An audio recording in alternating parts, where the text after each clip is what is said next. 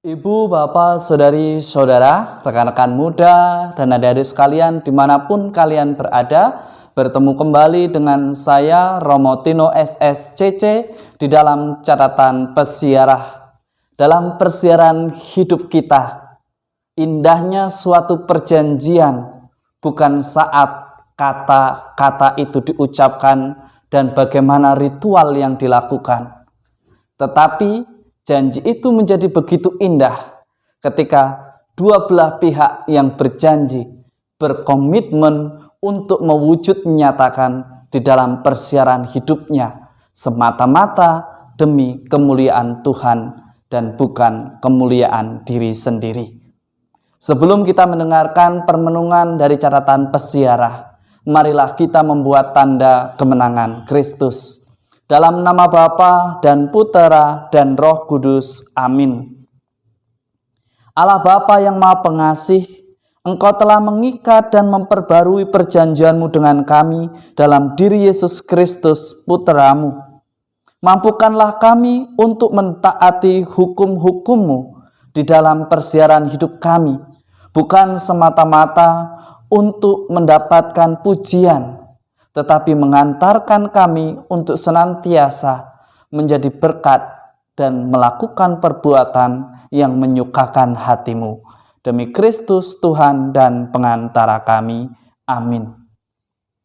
Ibu, bapak, saudari, saudara, rekan-rekan muda, dan adik-adik sekalian yang terkasih di dalam Yesus Kristus. Di dalam bacaan pertama dari kitab Keluaran, kita semua diajak untuk merefleksikan peristiwa atau momen di mana bangsa terpilih membuat perjanjian dengan Tuhan, mengucapkan janji itu atas 10 perintah Allah yang diturunkan kepada umatnya melalui utusannya Musa. Kita bersama diajak untuk merefleksikan apakah di dalam persiaran hidup kita sudah menghidupi janji yang kita ucapkan saat kita memberikan diri untuk menjadi seorang Katolik, untuk menjadi pasangan suami istri, untuk menjadi seorang religius, untuk menjadi seorang yang menanggung tanggung jawab sebagai pemimpin desa, sebagai pemimpin provinsi ataupun pemimpin negara. Sudahkah kita menjalani janji yang sudah kita ucapkan, yang sudah terucap begitu indah, begitu menawan, begitu menarik, dan membuat banyak orang bertepuk tangan, bersuka cita atas janji yang diucapkan.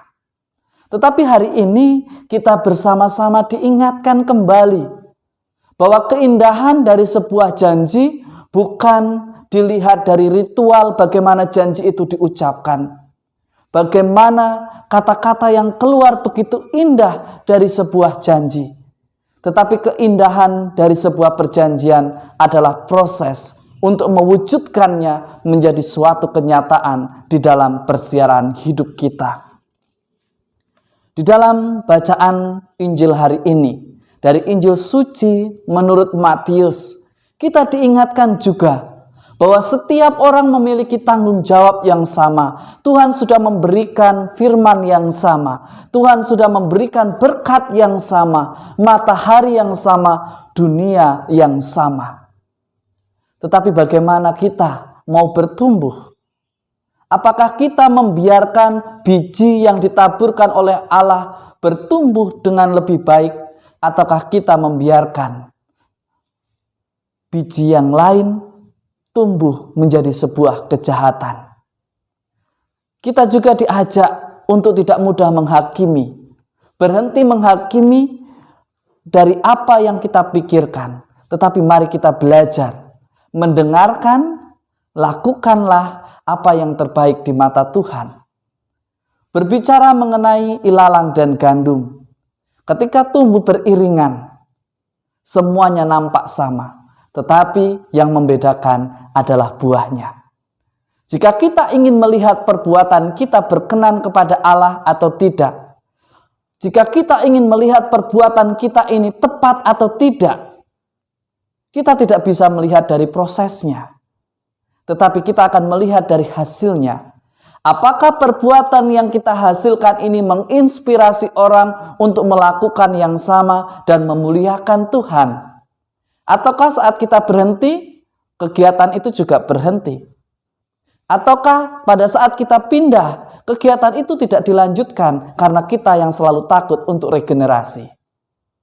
Ibu, bapak, saudari, saudara, rekan-rekan muda, dan adik-adik sekalian yang terkasih, kita diajak untuk belajar bahwa di dalam dinamika hidup bersama masyarakat, komunitas maupun keluarga kita, semuanya beriringan, kebaikan, kejahatan bertumbuh beriringan. Tinggal bagaimana kita sebagai orang beriman menentukan sebuah pilihan. Pilihan mana yang harus kita ambil demi kemuliaan Tuhan. Tentu kita diajak untuk senantiasa mencari apa yang menjadi kehendak Tuhan di dalam persiaran hidup kita. Mungkin sesuatu yang dikehendaki Tuhan seringkali membuat kita sedikit harus berjuang. Tetapi percayalah, ketekunan, keseriusan, kejujuran, dan keikhlasan di dalam perbuatan akan menjadikan hidup kita penuh berkat. Dan semoga berkat Tuhan senantiasa melindungi dan memberkati kita semua, Bapa, Putera, dan Roh Kudus. Amin. Ibu, bapak, saudari, saudara, rekan-rekan muda, dan adik-adik sekalian yang terkasih, setiap akhir pekan itu menjadi tanda bahwa kita harus memilih dengan bijaksana. Apakah kita mau menambah angka yang terpapar COVID atau tidak? Apakah kita mau memberitakan kecemasan atau optimisme bahwa kita harus bisa bangkit?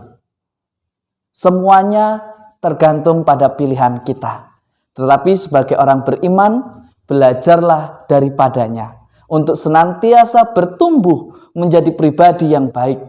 Sehingga di dalam perjalanan hidup kita, kita menjadi manusia yang tumbuh di dalam kebenaran dan bukan di dalam ketidakbenaran. Selamat berakhir pekan, tetap patuhi protokol kesehatan, Tuhan memberkati. Amin.